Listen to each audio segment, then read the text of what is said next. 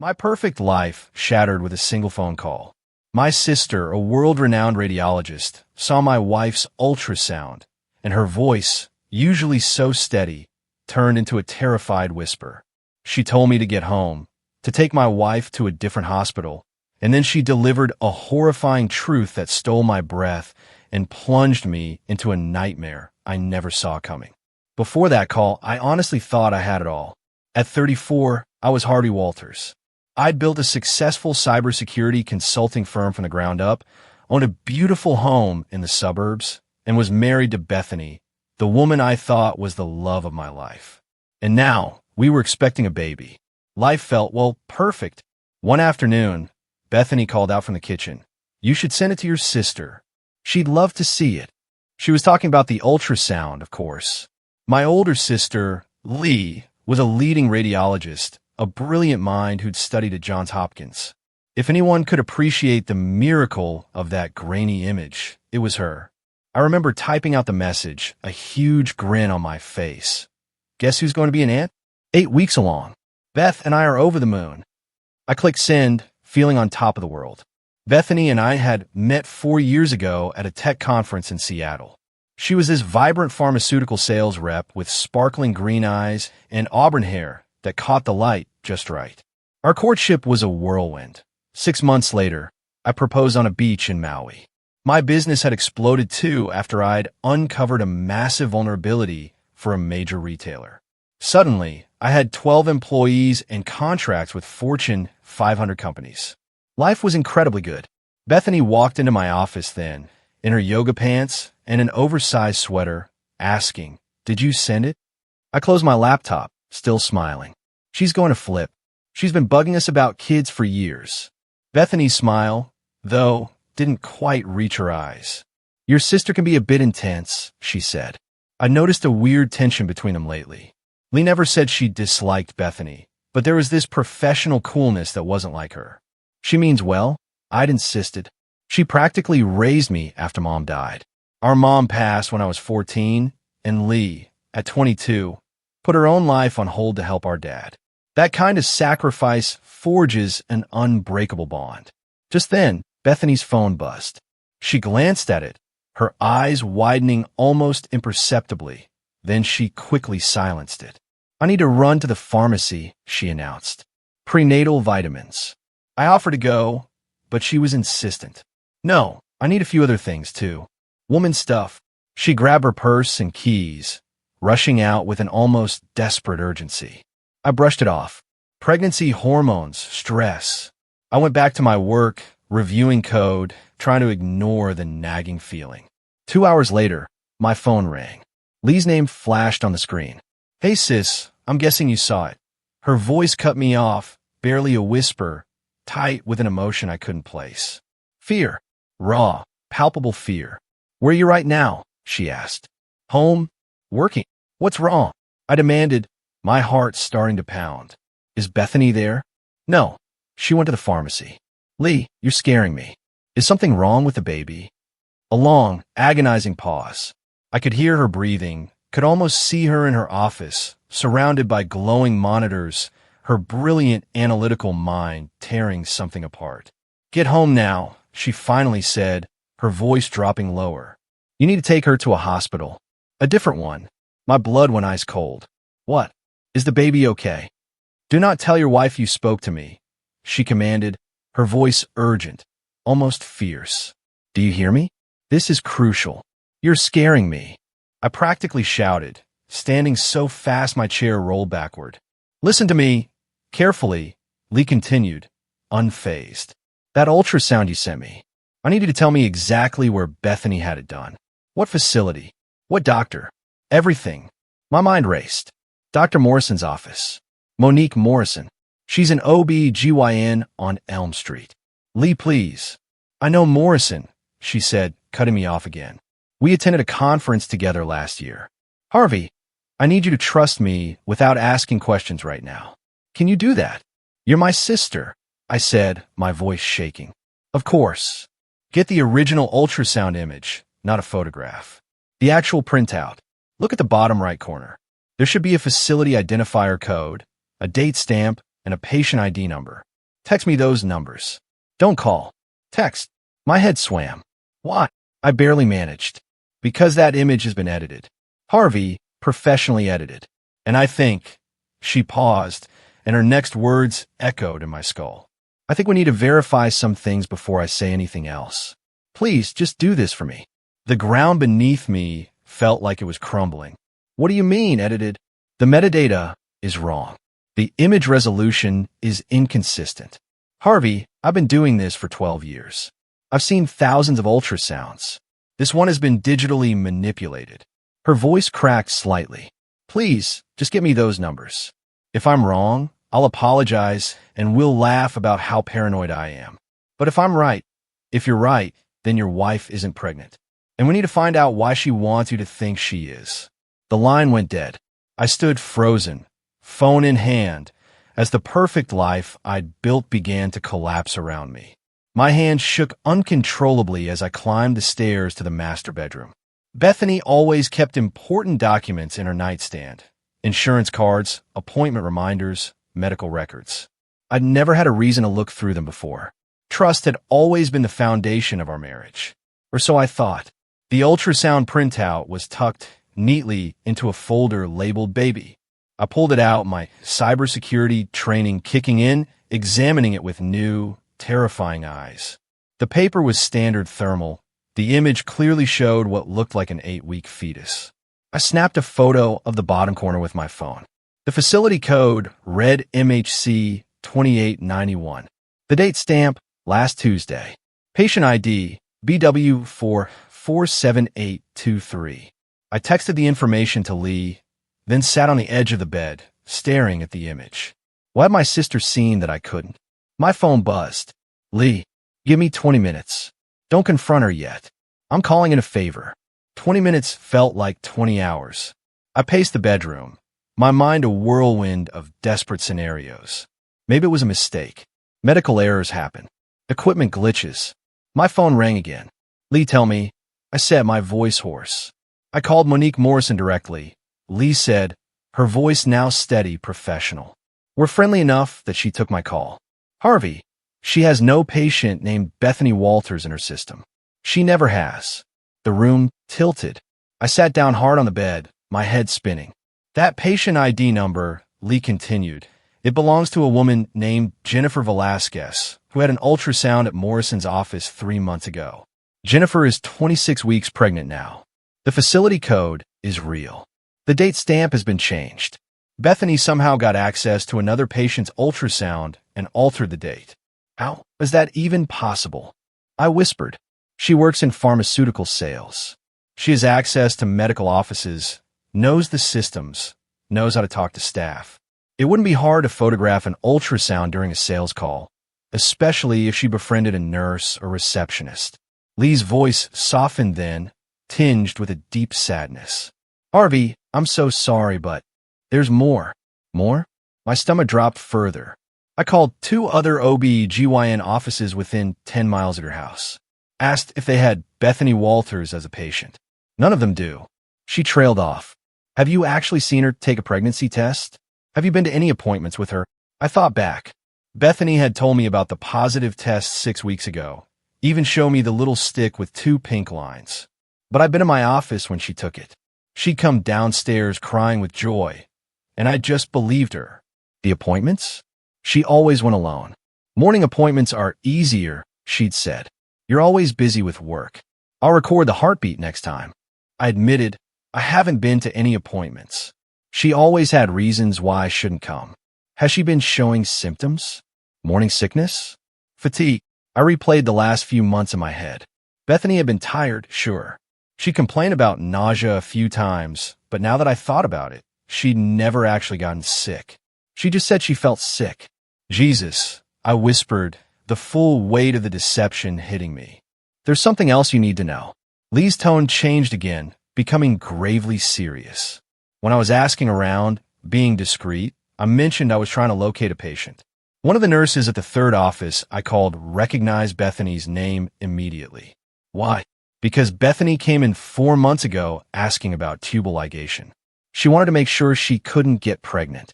The words hit me like a physical blow. I stood up, needing to move, needing to do something with the cold rage building in my chest. Why would she do this? I demanded. Why fake a pregnancy? I don't know, Lee said, her voice firm. But Harvey, you need to be smart about this. Don't confront her yet. We need to figure out what her endgame is. I'll hire a private investigator. No, Lee cut me off. You're a cybersecurity expert. You find digital dirt for a living. Use your skills. Check her phone records, her email, her bank accounts. Find out what she's planning before she knows you're onto her. I nodded, even though Lee couldn't see me. My shock was crystallizing into something harder, colder. I'd built a career on finding hidden threats, on uncovering vulnerabilities that others missed. It was time to turn those skills on my own wife. One more thing, Lee said. Be careful. People who orchestrate deceptions this elaborate usually have a bigger plan, and they usually don't work alone. After hanging up, I went to my office and locked the door. I pulled up my remote access software, the same tools I use for client security audits. I'd set up our home network myself, with admin access to every device, including Bethany's phone. It took me less than 10 minutes to clone her phone's data to my encrypted server. Text messages, call logs, emails, photos, everything. What I found in her messages made my blood run cold. There were hundreds of texts to a number saved as D. They went back 8 months, starting just after our second anniversary. The messages were intimate, sexual, planning meetups while I was away on business trips. But it was the recent messages that revealed the horrifying truth. D. How much longer do we have to keep this up? Bethany. Just a few more weeks. He'll sign a life insurance increase this month. Has to. D. And if he does it, Bethany, then we move to Plan B. The accident. D. I still think Plan B is risky. Bethany, $2 million isn't risky. It's worth it. Once he's gone, we're set for life. I sat back in my chair, my mind reeling. She wasn't just faking a pregnancy. She was planning to kill me. I scrolled through more messages, piecing together the monstrous scheme. Bethany had convinced me to increase my life insurance policy 3 months ago, citing the baby's future needs. The new policy, for $2 million, was set to become active in 2 weeks. The accident messages were vague but chilling. Something about a hiking trip I had planned for next month. Something about making it look natural. I opened the photos she'd exchanged with D and felt my stomach churn. The man in the pictures was Dean Mann. I recognized him. Dean worked as a personal trainer at the gym Bethany attended. He was younger than me, muscular, with that cocky grin that made me want to punch him. More searching revealed financial records. Bethany had opened a separate bank account I didn't know about. Small deposits, nothing that would raise flags, but they added up. She'd been skimming money from our joint account for months. I leaned back, my mind moving from shock to cold calculation. Lee was right. I needed to be smart. Going to the police now would be my word against hers. The insurance policy wasn't active yet. The accident texts were vague enough to be explained away. No, I needed more. I needed to catch them in the act, to document everything, to build a case so airtight that Bethany and Dean would never see freedom again. And if I was going to do this, I was going to do it my way. I pulled up a blank document and began typing. I was a security expert. I knew how to find vulnerabilities. I knew how to exploit them. And I knew how to set a trap that my enemies would never see coming. By the time Bethany came home 2 hours later, I had already begun laying the groundwork for their destruction.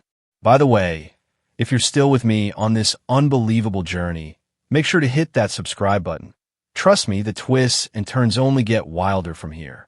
Bethany walked into the house, carrying shopping bags, her smile bright and innocent. Sorry I took so long. I ran into an old friend at the pharmacy. I looked up from my laptop, forcing a smile that didn't reach my eyes. No problem. How are you feeling? Tired. The baby's really taking it out of me. She placed a hand on her stomach, a gesture I now recognized as pure theater. I think I'll lie down for a bit. Good idea, I said, the words tasting like ash. You need rest. After she went upstairs, I returned to my research. I'd been digging into Dean Mann's background, and what I'd found was illuminating. Dean Mann, 28, had a record. Nothing major. A DUI 3 years ago, a dismissed assault charge from bar fight, but it painted a picture of a man with poor impulse control and a taste for easy money. He'd worked at 3 different gyms in the past 5 years, always moving on after a few months. I cross-referenced the dates with Bethany's calendar. She'd started working out at Dean's current gym, Peak Fitness, 9 months ago. The affair had begun shortly after. But there was more. I found social media posts showing Dean with expensive watches, designer clothes, sports betting wins. The man lived beyond his means, always looking for the next score. He was exactly the kind of person who'd agree to a murder-for-money plot. My phone buzzed. A text from an unknown number. "This is Vernon Hancock. Lee gave me your number. I understand you need discreet assistance." Vernon Hancock. The name rang a bell. I did a quick search. Retired FBI agent. Now run a private investigation firm. Lee had promised to connect me with someone trustworthy. I called the number. Vernon answered on the first ring. "Mr. Walters, your sister explained the situation in general terms. I'm very sorry." Vernon's voice was gravelly, authoritative. "She mentioned you. Might need help documenting evidence." "I'm a cybersecurity consultant," I said. "I can handle the digital side, but I need someone who can do physical surveillance without being detected, and I need it done legally enough that it can be used in court." "I can do that," he responded. "What's your timeline?" I explained what I'd learned. The fake pregnancy, the life insurance policy, the planned accident. Vernon listened without interrupting, occasionally making notes. $2 million motive, clear conspiracy, premeditation. "You've got the beginnings of a solid case," Vernon said. "But you're right to want more. We need them on record, discussing specific plans. Audio, video, if possible. I can install monitoring software on our phone remotely," I offered. "But I need to be careful about admissibility." "Let me worry about admissibility," Vernon replied. "You focus on gathering evidence through legal means. Anything you can access as the homeowner, the joint account holder, the husband. I'll handle the external surveillance." Vernon paused. "There's something you should know, though. Cases like this, where someone's planning your murder, time is critical. If they sense you're onto them, they might accelerate their plans. The insurance policy activates in 12 days, I said. I don't think they'll move before then, unless they get spooked. Be careful, Mr. Walters. Play the loving husband. Don't give them any reason to suspect you know." After hanging up with Vernon, I spent the next hour setting up monitoring protocols. I installed a keylogger on Bethany's laptop, set up alerts for specific keywords in her messages, and created a secure server to store all the evidence. Then I did something I'd learned in my years of cybersecurity work. I looked for the pattern behind the pattern. Bethany wasn't smart enough to plan this alone. She was organized, sure, but this level of deception required someone with experience. The fake ultrasound, the careful timing, the insurance scheme, it all suggested someone had done this before. I dug deeper into Dean Mann's history, previous relationships, former girlfriends. It took 2 hours, but I found it. 5 years ago, Dean had briefly dated a woman named Trudy Kane in Phoenix. Trudy had been married at the time. 6 months after the affair began, Trudy's husband, a wealthy real estate developer, died in a boating accident. The insurance payout was $1.5 million. The investigation had ruled it accidental, but I found forum posts, archived news articles where the husband's family had raised questions. The case had gone cold, and Trudy had eventually married Dean. They divorced 2 years later, with Trudy keeping most of the money. I felt the pieces clicking together with sickening clarity. Dean had done this before. He'd helped a married woman kill her husband for insurance money. Now he was doing it again with Bethany. But this time, I wasn't going to end up at the bottom of a lake. I picked up my phone and called Vernon. "I need you to look into a woman named Trudy Kane in Phoenix. I think our friend Dean has done this before." "On it," Vernon confirmed. "In the meantime, I'll start surveillance tomorrow. I've got a female operative who can join Peak Fitness. Get close to Dean. See what he says when he thinks no one important is listening." "Perfect," I said. "And Vernon, I want to know every detail of their plan, not so I can avoid it." My voice hardened, so I can turn it against them. That night, I lay in bed next to Bethany, listening to her breathe. She'd curled against me, her hand resting on my chest, playing the role of devoted, pregnant wife. I thought about our wedding day, the vows we'd exchanged. Had any of it been real, or had she been planning this from the start? My phone buzzed with a message. It was Vernon. Found something interesting about Trudy Kane. She's broke. Declared bankruptcy last year. Dean took her for almost everything in the divorce. I smiled in the darkness, a cold, hard smile. So Dean had a pattern. Seduce married women. Help them kill their husbands. Take the insurance money. Then disappear. He was a professional at this. But I had something Dean and Bethany didn't expect. I had my sister's warning. I had time to prepare. And I had skills they couldn't match. As Bethany slept beside me, dreaming of her $2 million payday, I began planning their nightmare. The trap was set. Now I just needed to bait it perfectly. I spent the next 3 days playing the perfect husband while diligently building my case. Every morning, I kissed Bethany goodbye and told her I loved her. Every evening, I asked about her day and the baby. In every spare moment, I was gathering evidence. Vernon's operative, a sharp woman named Erica Mack, had joined Peak Fitness and befriended Dean within 24 hours. Her reports were damning. Subject is arrogant. Erica texted, bragged about setting up a big payday to another trainer.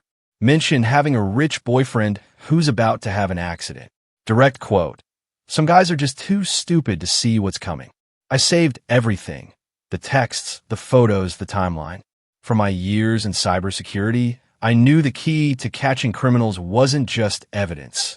It was overwhelming evidence. So much that there was no possible defense, no way to explain it away. Vernon called on the 4th day.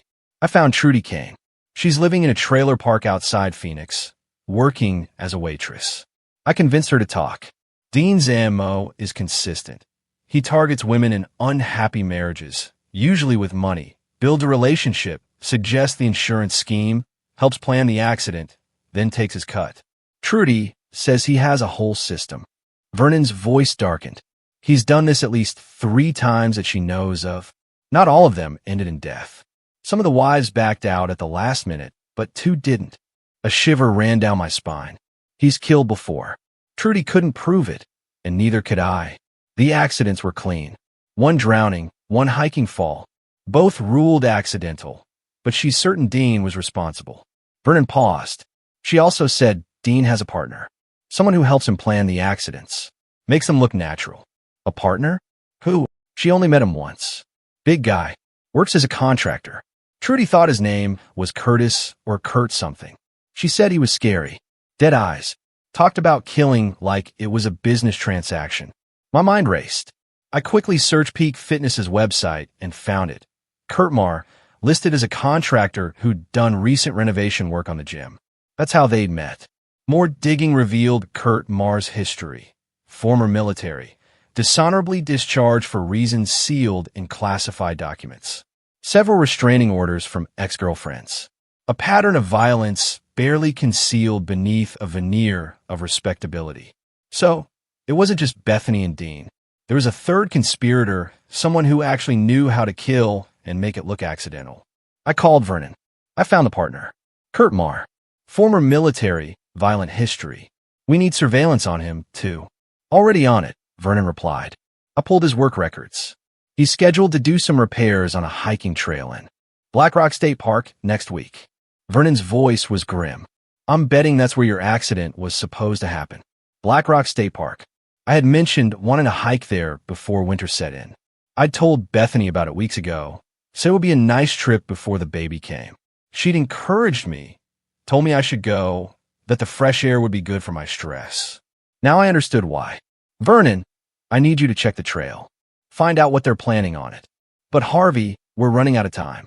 The insurance policy activates in 7 days. Once it does, they might move fast. I knew Vernon was right, but I needed everything documented, every piece of evidence locked down. I needed to ensure that when this was over, Bethany, Dean, and Kurt would spend the rest of their lives in prison. That evening, Bethany made my favorite dinner, steak and potatoes. She was being extra attentive, playing the doting wife to perfection. You seem stressed, she said, pouring me wine. Maybe you should take that hiking trip. Clear your head before the baby comes. I smiled at her, seeing her clearly for the first time.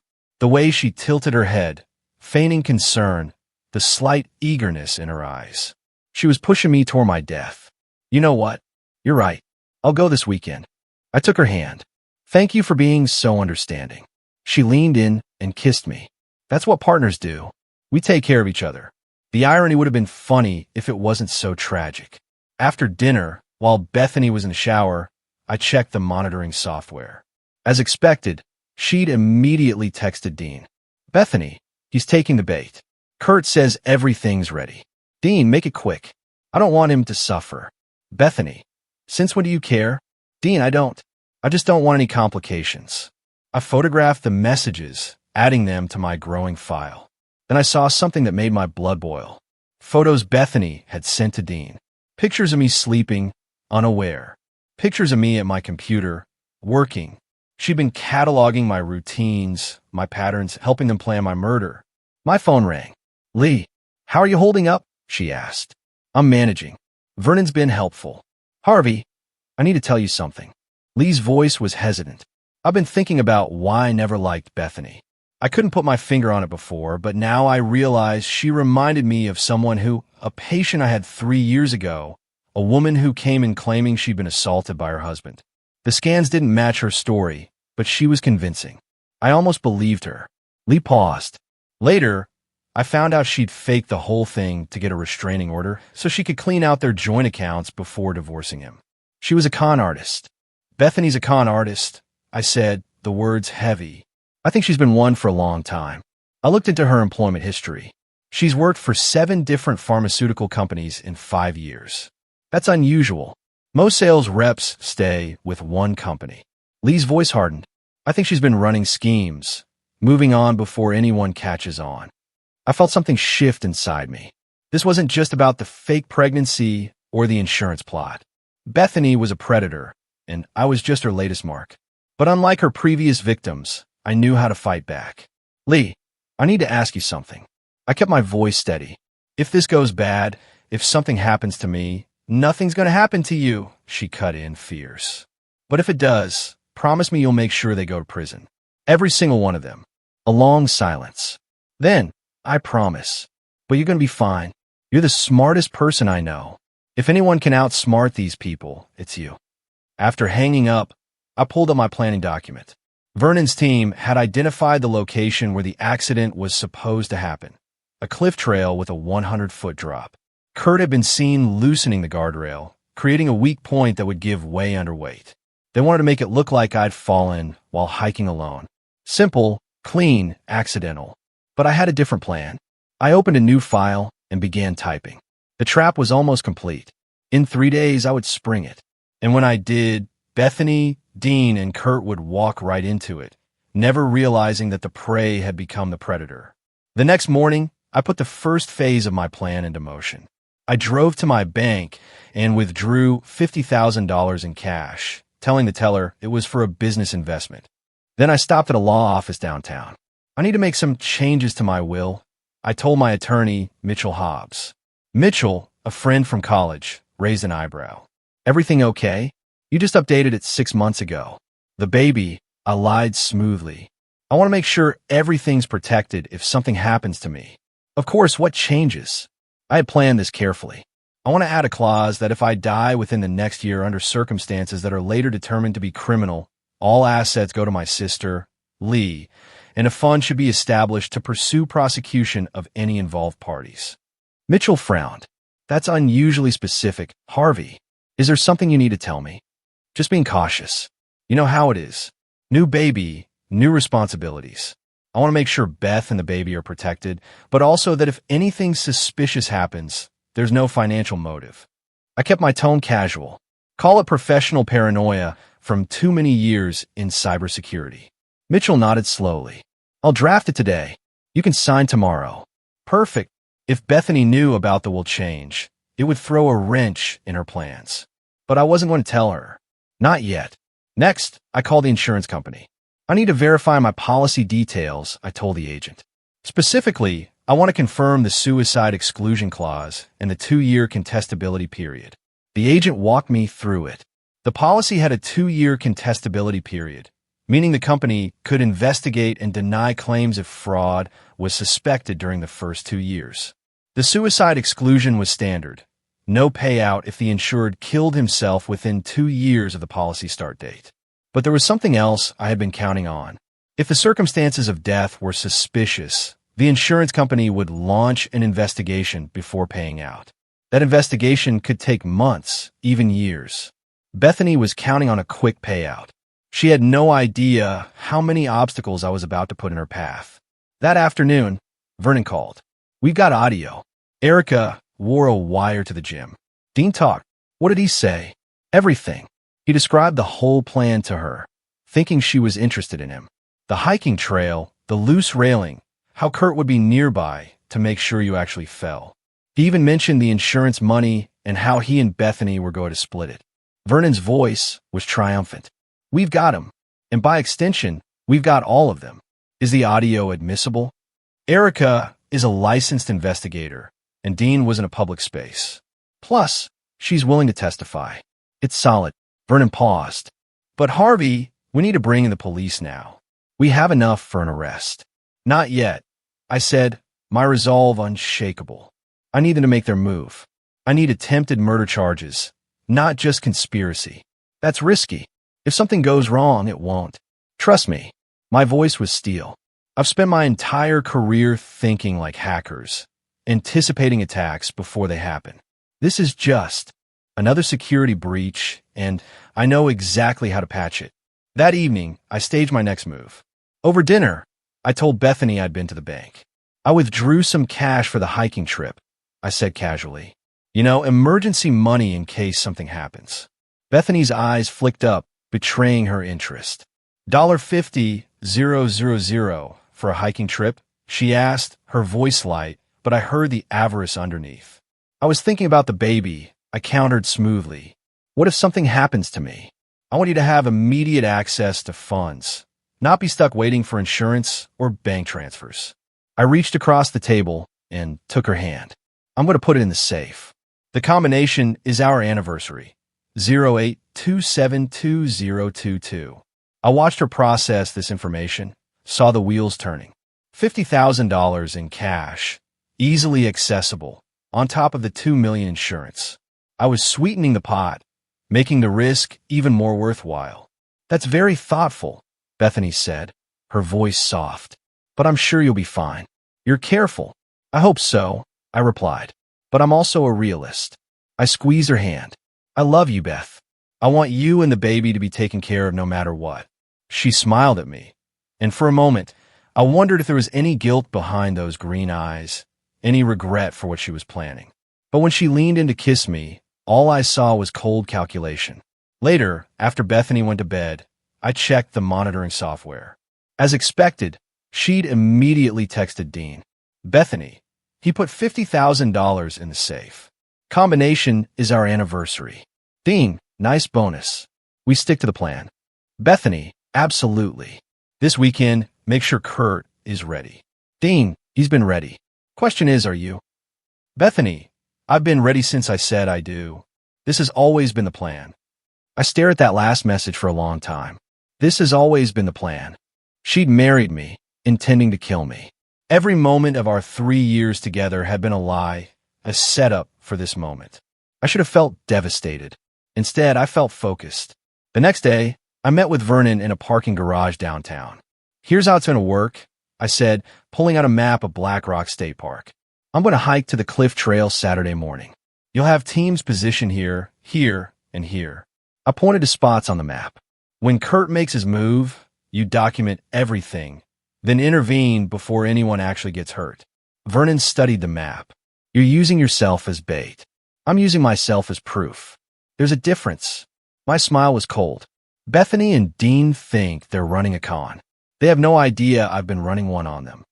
"What about after? How do you want to handle the arrests?" "Simultaneous. Kurt at the park. Bethany and Dean together, somewhere they'll both be. I want them to see it coming at the last second, to realize they've been played." Vernon nodded slowly. "In all my years doing this work, I've never seen someone turn the tables quite like you're planning. I told you, I'm a cybersecurity expert.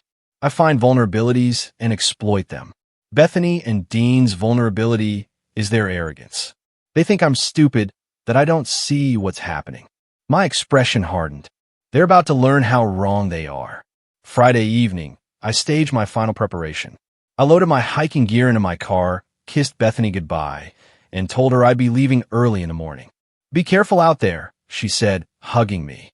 "I love you. I love you too," I replied, the words automatic but empty. That night, I barely slept. Instead, I reviewed every piece of evidence, every detail of the plan. Vernon's teams were in position. The police had been briefed and would be standing by. Tomorrow, when the sun rose, the trap would spring, and Bethany, Dean, and Kurt would spend the rest of their lives paying for what they tried to do. I checked my phone one last time before attempting sleep.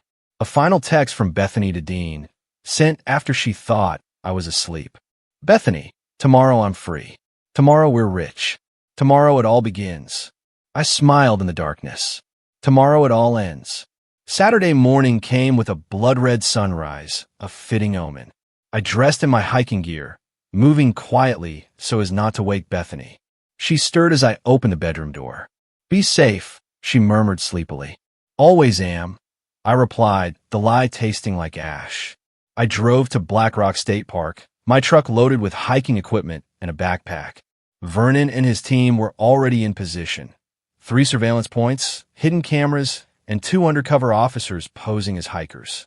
I parked in the lot at 7:03 a.m. I sent a text to Bethany. "Here, weather's perfect. Love you." Her reply came instantly. "Love you too. Enjoy your hike." The trail wound through pine forests before climbing toward the cliffs. I moved at a steady pace, my mind clear despite the impending confrontation. Every 50 yards, I marked my position with my phone's GPS, creating a digital trail of my location. Vernon's voice came through my hidden earpiece. "Subject 1 is on site. Kurt Marr has parked. He's carrying what looks like tools." "Copy that," I whispered. The trail narrowed as it approached the cliff section. This was where Kurt had loosened the railing, creating a weak point that would give way under pressure. It was clever. The railing would look intact, but a hard lean against it would send someone tumbling 100 feet to the rocks below. I reached the section and stopped, pretending to admire the view. Through my peripheral vision, I saw movement in the trees.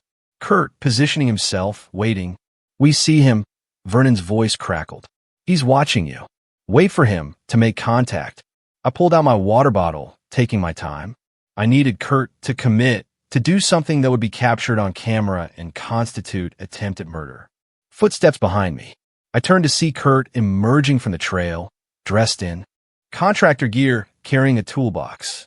"Morning," Kurt said, his voice friendly. "Doing some trail maintenance. You might want to avoid the railing up ahead. It's a bit unstable." I smiled, a genuine smile this time, full of malice. "Thanks for the warning."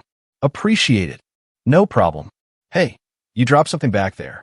Kurt pointed down the trail. I turned to look, and in that moment, Kurt rushed forward. Strong hands grabbed my shoulders, shoving me toward the weakened railing. But I had been ready.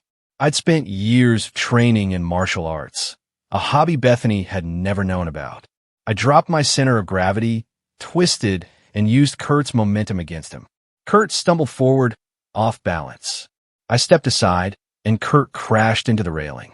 The wood splintered with a sharp crack. For a moment, Kurt teetered on the edge, arms windmilling. I could have let him fall. Part of me wanted to. Instead, I grabbed Kurt's jacket and hauled him back from the edge. "Got you," I said coldly. Vernon's team burst from the trees, weapons drawn. "Freeze! Hands where I can see them." Kurt's face went white. "What the hell? You're under arrest for attempted murder," Vernon said, pulling out handcuffs. "You have the right to remain silent." I stepped back, pulling out my phone. I called Lee. "It's done. Phase 1 complete." "Are you okay?" she asked, her voice laced with fear. "I'm fine. Better than fine." I looked at Kurt, now being led away in handcuffs. 1 down, 2 to go. Meanwhile, across town, Bethany met Dean at a cafe they'd used before for their secret meetings. She was nervous, checking her phone constantly. "Relax," Dean said, sipping his coffee. "Kurt knows what he's doing. By noon, Harvey will be just another tragic hiking accident, and we'll be in the clear. I can't help it. I keep thinking something will go wrong. Nothing's going wrong. We've planned this perfectly. Dean reached across the table and took her hand. In a few hours, you're going to be a grieving widow. Then, after a respectful waiting period, you and I ride off into the sunset with $2 million.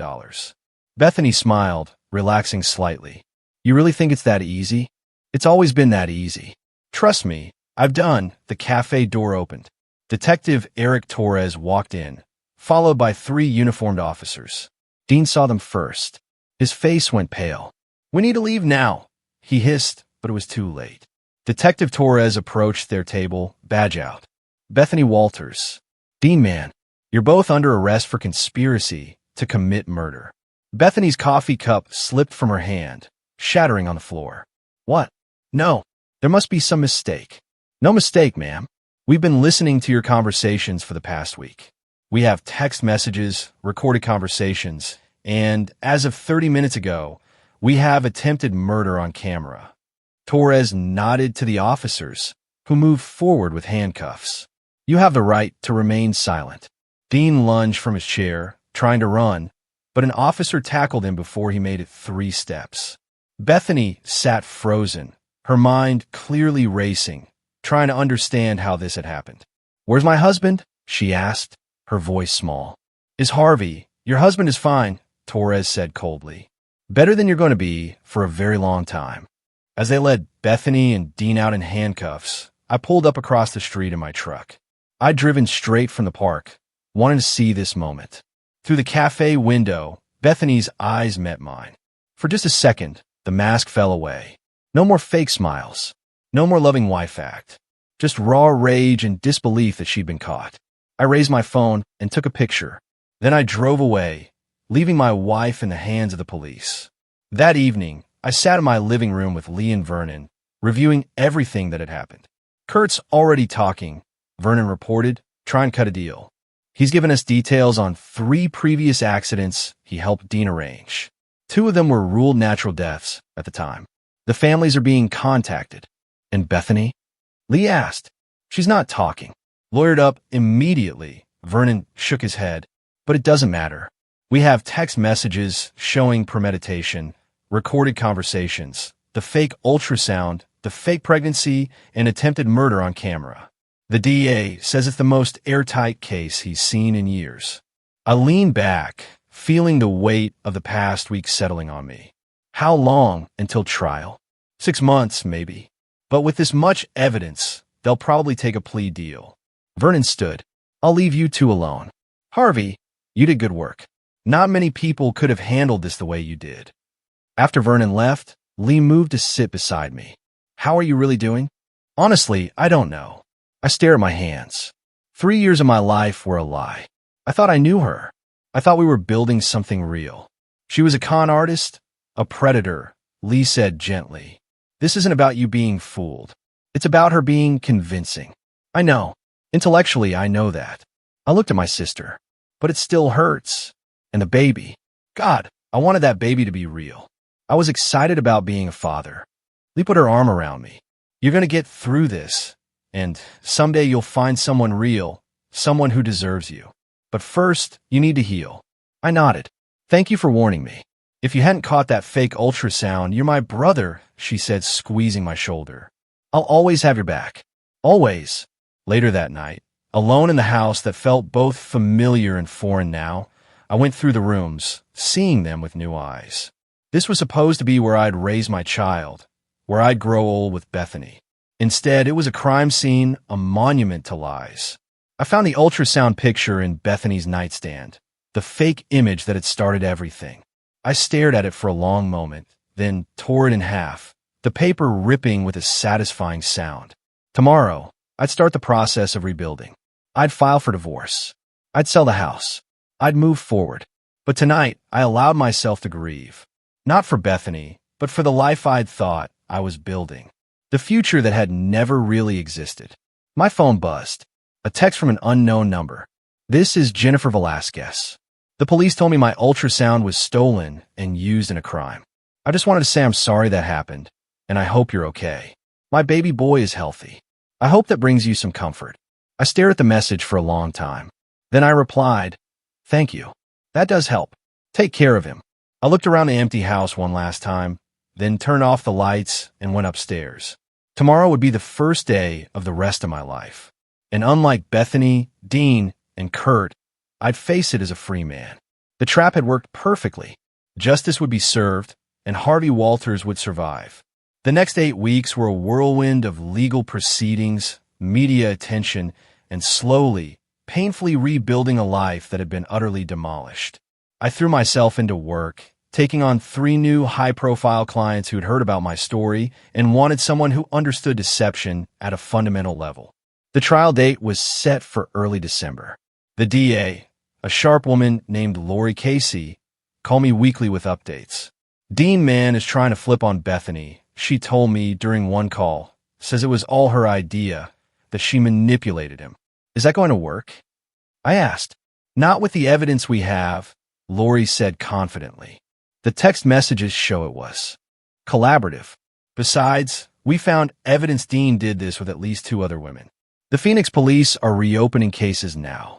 Lori's voice was satisfied. They're all going down, Harvey. All 3 of them.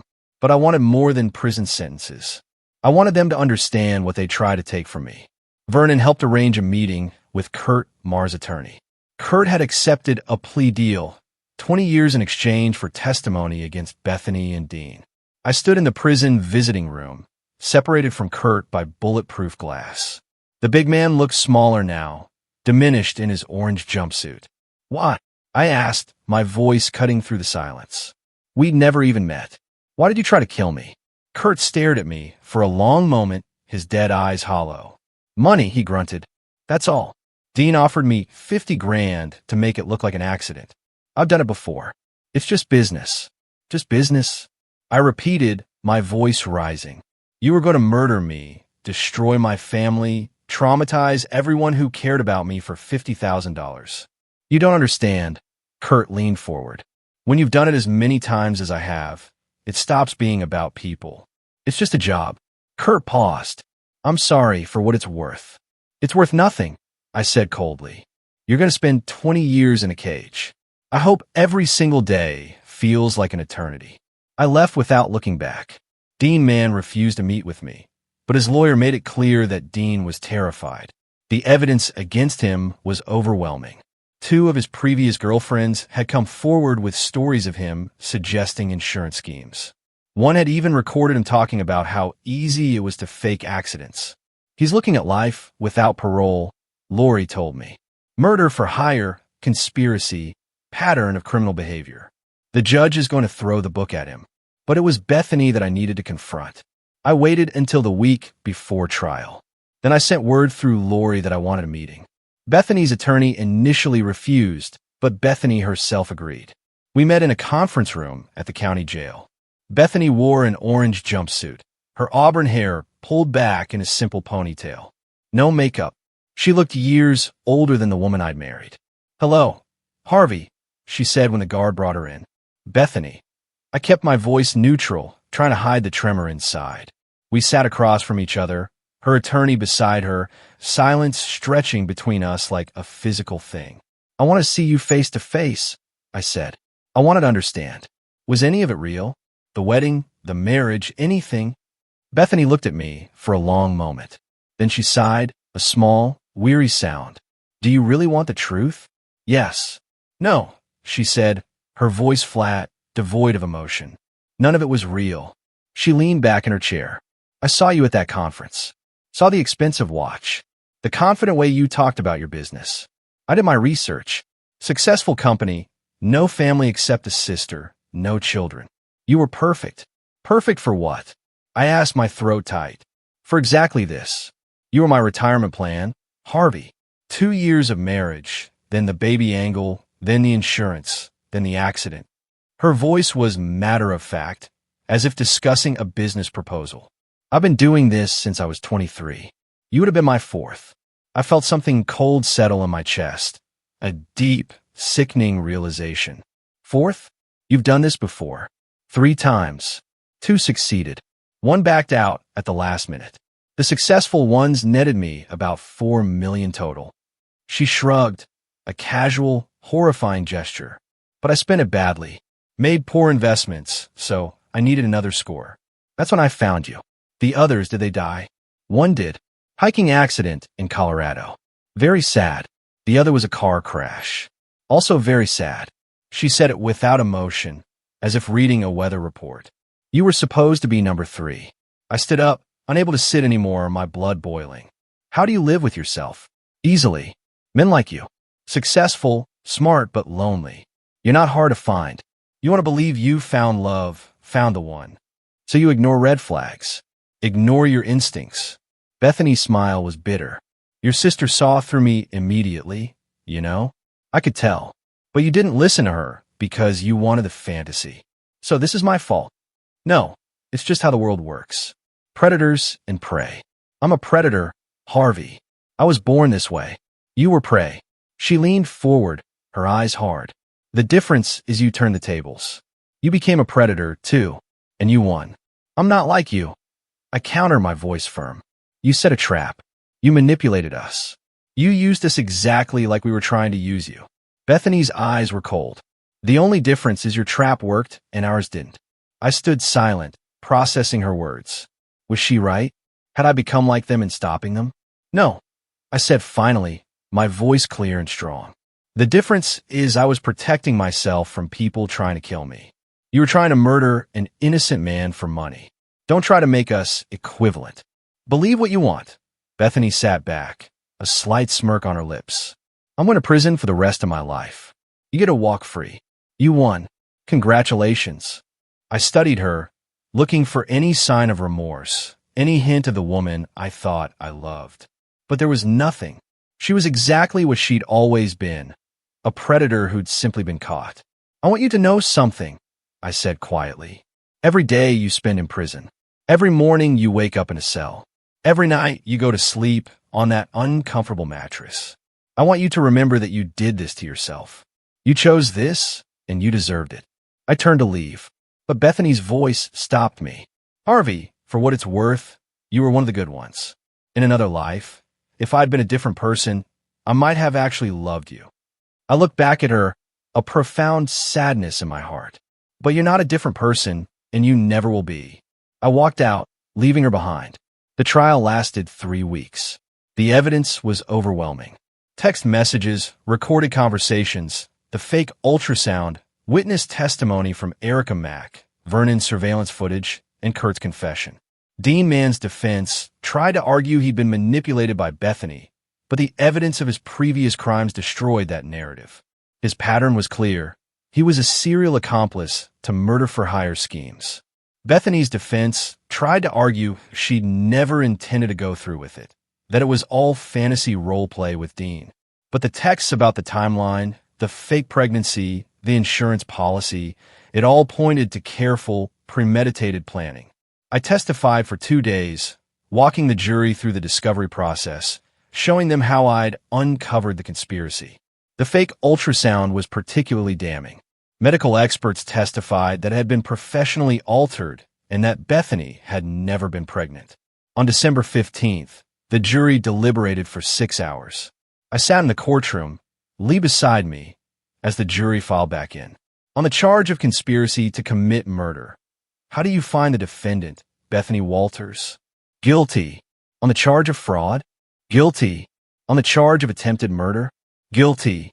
The verdicts came one after another, each one another nail in Bethany's coffin. She sat motionless as they were read, her face blank. Dean Mann's verdicts were equally damning. Guilty on all counts. At sentencing 3 weeks later, Judge Owen Peterson showed no mercy. Mrs. Walters, you orchestrated a scheme of breathtaking cruelty, the judge said, his voice cold and firm. You didn't just plot to kill your husband. You made him love you first. You made him trust you, believe he was starting a family with you, all while planning his death. This court finds your actions to be among the most calculating and heartless I've encountered. He sentenced Bethany to life without possibility of parole. Dean Mann received the same sentence, with an additional 20 years for his previous crimes. As the bailiffs led them away, Bethany looked at me one last time. No smile, no anger, just emptiness. I felt nothing but relief. That evening, I had dinner with Lee at our favorite restaurant. "It's over," Lee said, raising her wine glass. "It's really over. It is." I clinked my glass against hers. "Thank you for everything. You would have figured it out eventually. You're too smart not to," Lee smiled gently. "I'm proud of you, little brother. You could have fallen apart. Instead, you fought back. I didn't have a choice." "Yes, you did. A lot of people would have just reported it to the police and hoped for the best. You took control. You gathered evidence, built a case, made sure they couldn't escape justice." Lee's eyes were warm. "That takes courage." I thought about Bethany's words in the jail. "You became a predator, too." Maybe she'd been right, in a way. I'd used my skills, my intelligence, my ability to think like my enemies to trap them. But I'd done it to survive, to ensure justice. That made all the difference. "What now?" Lee asked. "What's next for Harvey Walters?" I looked out the window at the city lights. "I'm selling a house. Too many bad memories. I'm thinking about moving to Boston, actually. Be closer to you. I'd like that. And I'm going to keep building my company. Focus on work for a while. Maybe eventually I'll be ready to trust someone again." I smiled slightly. "But not for a long time." "That's probably wise." Lee reached across the table and squeezed my hand. "But when you are ready, you'll know, and you'll be smarter about it. This experience, as terrible as it was, taught you something." "What's that?" "That you're stronger than you thought. That you can face anything and survive." Lee's smile was fierce. "They tried to destroy you, Harvey, and you destroyed them instead." I nodded slowly. She was right.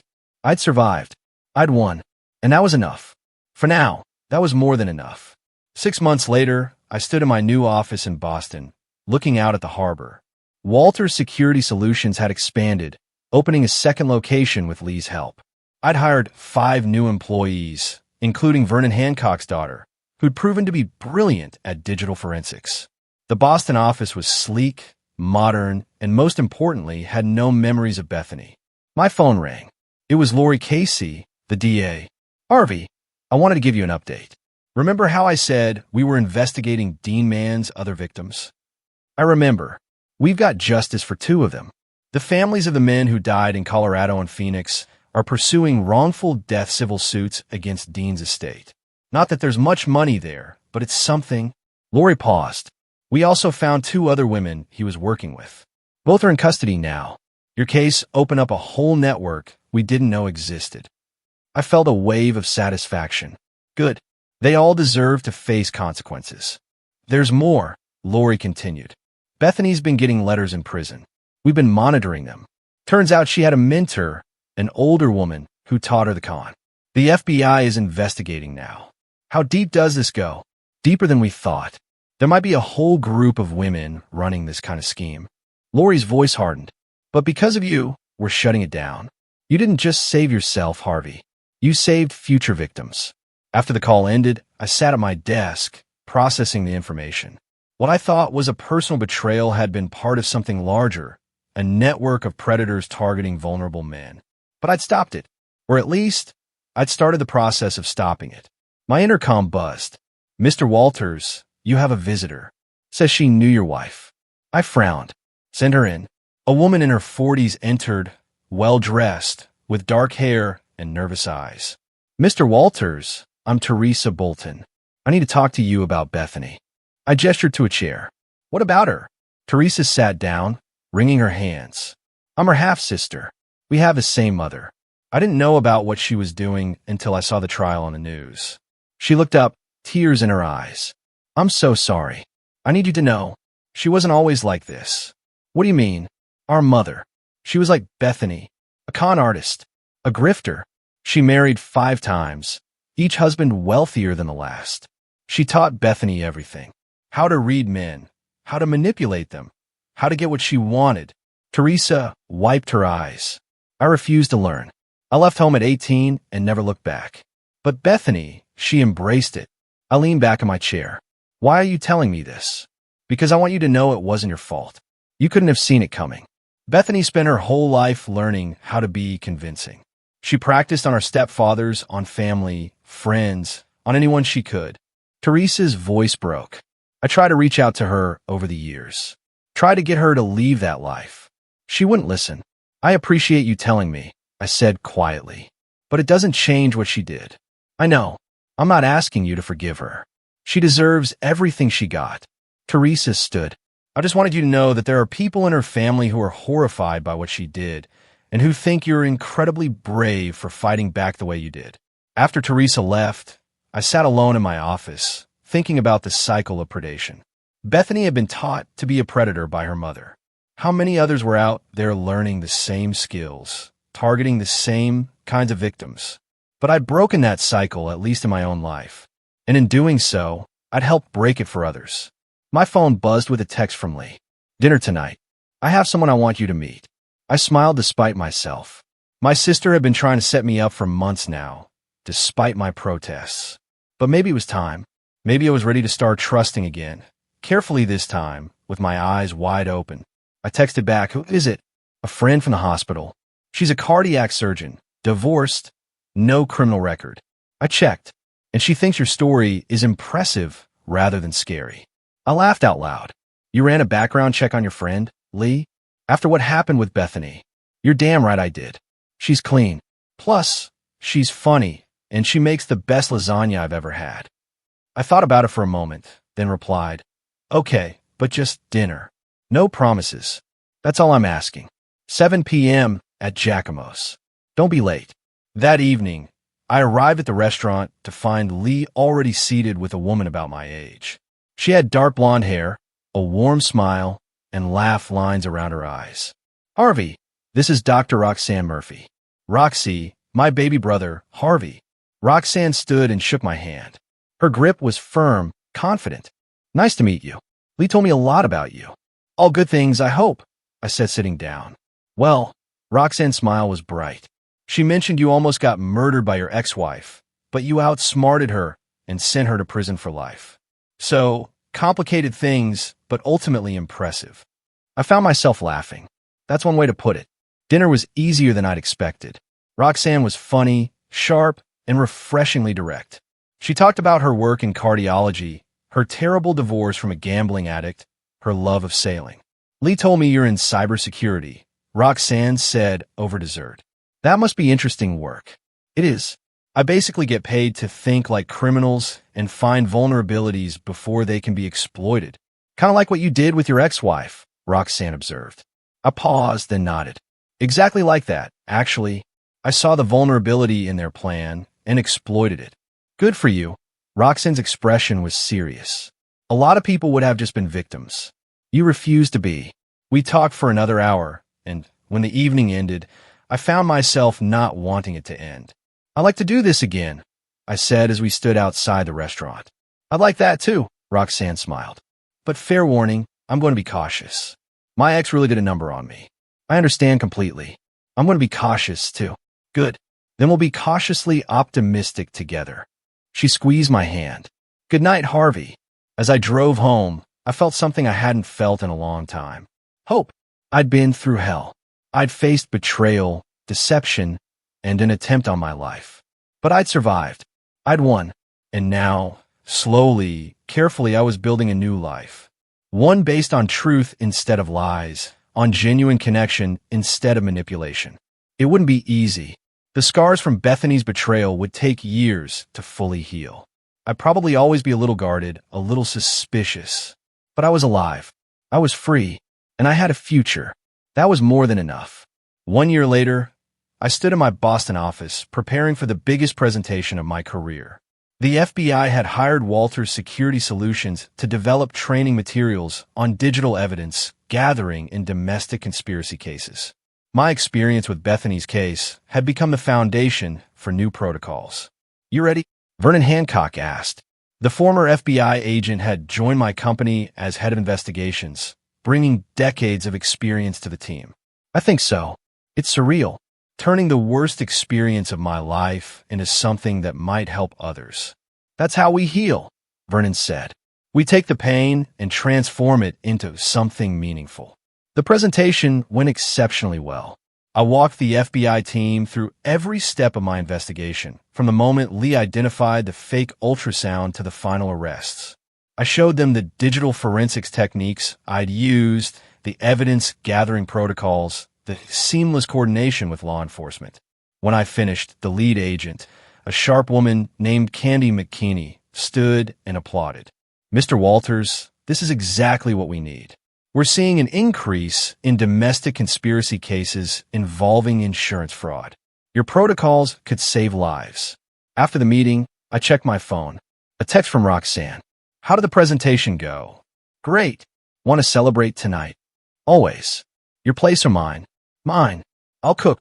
Over the past year, my relationship with Roxanne had developed slowly, carefully. We'd both been burned before. Both carried scars. But we'd built something real. A partnership based on honesty, trust, and genuine affection. Last month, Roxanne had met my colleagues and impressed everyone with her quick wit and intelligence. She'd met Lee dozens of times, the two women forming a close friendship. And yesterday, Roxanne had asked me to meet her teenage daughter from her previous marriage. It felt like progress, like healing. That evening, as I prepared dinner in my apartment, my phone rang. Unknown number. "Hello, Mr. Walters. This is Officer Frank Stevenson from Phoenix PD. I'm calling about Bethany Walters." My stomach dropped, an involuntary reaction. "What about her?" "There's been an incident. She was attacked in prison yesterday by another inmate. She's in critical condition." I set down my knife, processing this. Is she going to survive? Too early to tell. The inmate who attacked her was apparently one of Dean Mann's previous victim's relatives. Somehow got herself arrested and placed in the same facility. Officer Stevenson paused. "I wanted to give you a heads up in case the media contacts you. Thank you for letting me know." After hanging up, I stood in my kitchen feeling nothing. Not satisfaction, not sadness, not anger. Just emptiness. Bethany had tried to kill me. She'd plotted my death methodically, coldly. She deserved her prison sentence. But this, being attacked, possibly dying in a prison hospital, I thought about it for a long moment, then realized I didn't care. Not in a vengeful way, but in a truly indifferent way. Bethany was part of my past, a chapter that had closed. Whether she lived or died no longer affected me.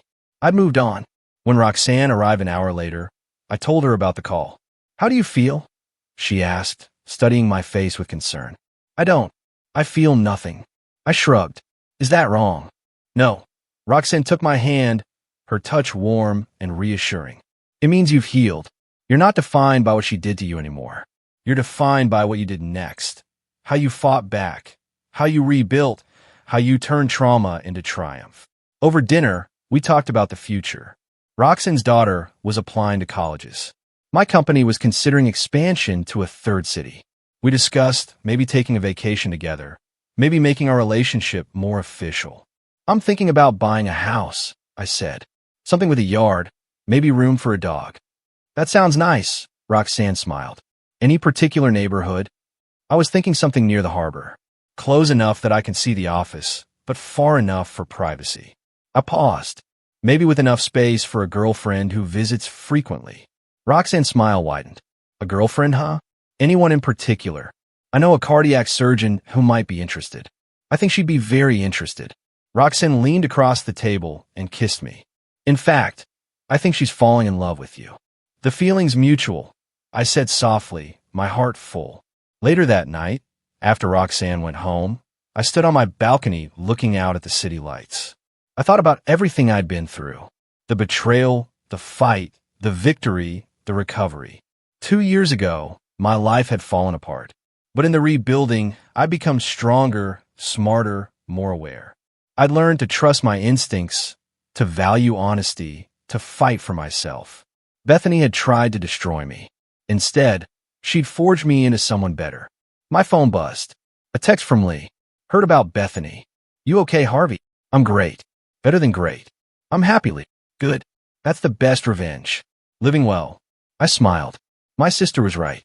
I'd won, not just by sending Bethany to prison, but by refusing to let her actions define me.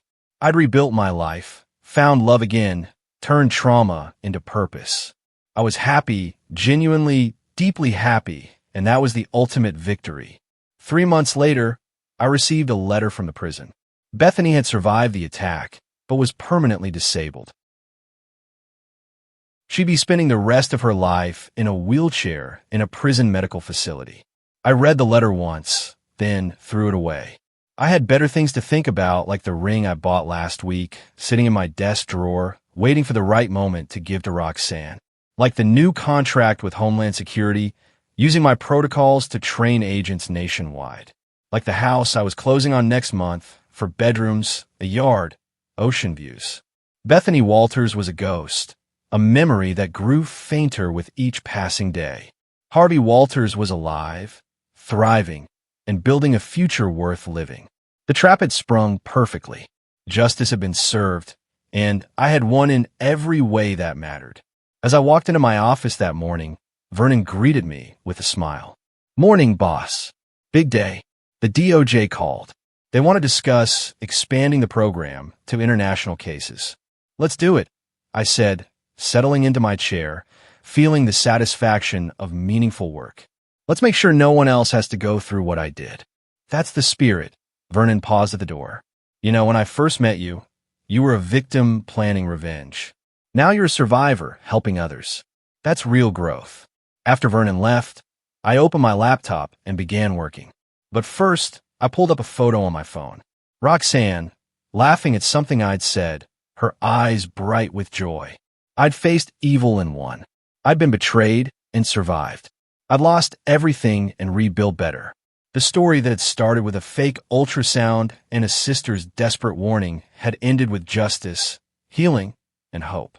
And as I began my work, helping train agents to catch predators like Bethany before they could destroy more lives, I knew with absolute certainty I'd not only survived, I triumphed. And that triumph tasted sweeter than any revenge ever could. So, tell me, after hearing my story, what would you have done in my place? I really want to know what you think.